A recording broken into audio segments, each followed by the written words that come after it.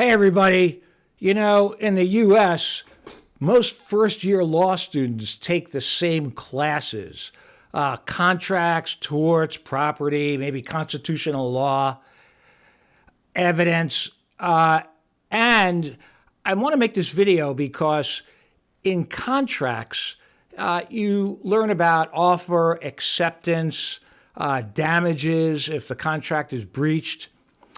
But the contracts class typically doesn't go into marital contracts. That's right. When you say I do, you're entering a contract with the other person, and you're bringing in state law also, because they're going to oversee what happens if the contract is broken.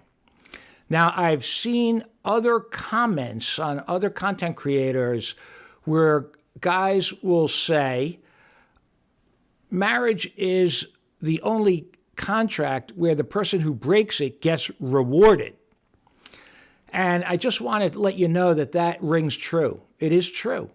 You can get married, and even though you take a vow, if one person just says, you know what, I love you, but I'm not in love with you anymore, and I don't want to be married to you anymore. And since we don't have a prenup, and our jurisdiction isn't really prenup friendly if that's where you live, I am going to bring in state law. And you are going to end up giving me at least half, usually, of your assets that were accrued during the marriage, and maybe keep paying me for a very long time based on a bunch of factors, the alimony factors in that jurisdiction. So marriage is one of the few areas of contract law that should be in the curriculum, but it's typically not. But think of it the way it really is. It is a contract where the person who breaks it actually can be rewarded, sometimes for the rest of their life. You still want to get married, right? Get a prenup consult in your jurisdiction. Now, not every jurisdiction is prenup friendly. I admit that. Some are very prenup friendly, but it's got to be done the right way. So there's no one universal statement that says prenups will always be upheld or prenups will always be set aside. It depends upon a number of factors.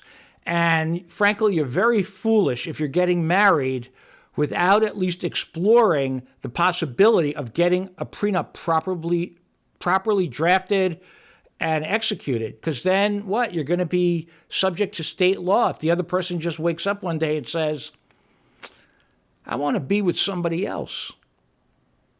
Happens every day. Be careful out there. Know your rights and responsibilities before you get married. Keep you out of my office. Go live a happy life.